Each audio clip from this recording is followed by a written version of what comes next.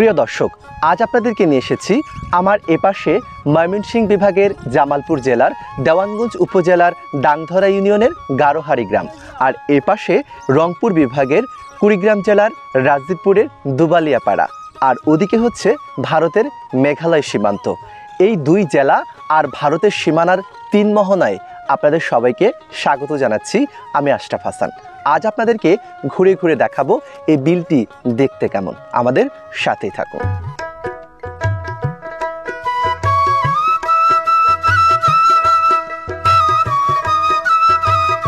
সবুজ শ্যামলে স্বচ্ছ ঘেরা বৈচিত্র্যময় আমাদের এই বাংলাদেশ।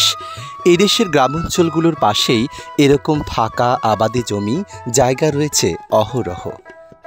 ২-৩ গ্রামের মাঝখানে প্রায় অঞ্চলেই দেখা যায় এমন বিল-ঝিলগুলো বর্ষা মৌসুমে যখন পানি শুকিয়ে যায় তখনই এই বিলগুলোতে ফোটে জাতীয় ফুল লাল টকটকে শাপলা।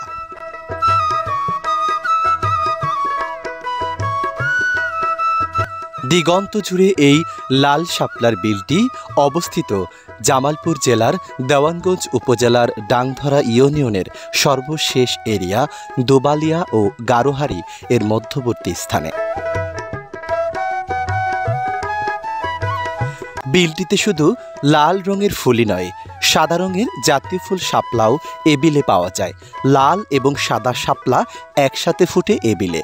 শুধু তাই নয়, রয়েছে আকর্ষণীয় এমন পানি জাতীয় ফুল।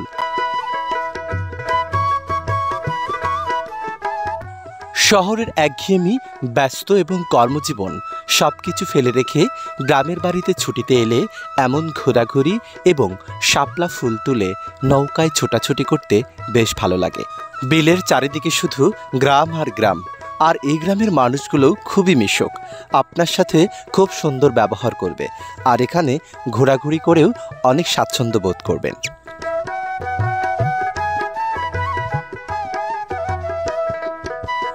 বর্ষার বিদায়ী আর শরতের আগমনে বাংলার বিলঝিলগুলো এখন পানি শুকিয়ে যাওয়ার পালা, তাই জাতীয় ফুল শাপলাগুলোরও আর ঠাঁই হচ্ছে না। এভাবে পানি শুকিয়ে যাওয়ার কারণে এখন ডাঙায় পড়ে গেছে এ ফুলের গাছগুলো। আর এদিকে যখন পানি শুকিয়ে গেছে তখন বিলের তলদেশ থেকে এভাবে পলিমাটি উত্তোলন করে নিয়ে যাচ্ছে গৃহস্থলীর নানা কাজ করবেন বলে।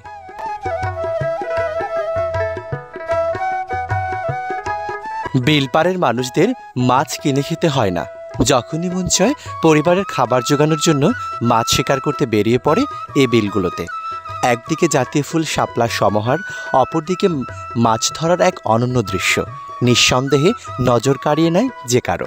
আবহমান গ্রাম বাংলার এমন দৃশ্য আমাদের চিরস্মরণীয় হয়ে থাকে বাংলার আকাশে বাতাসে।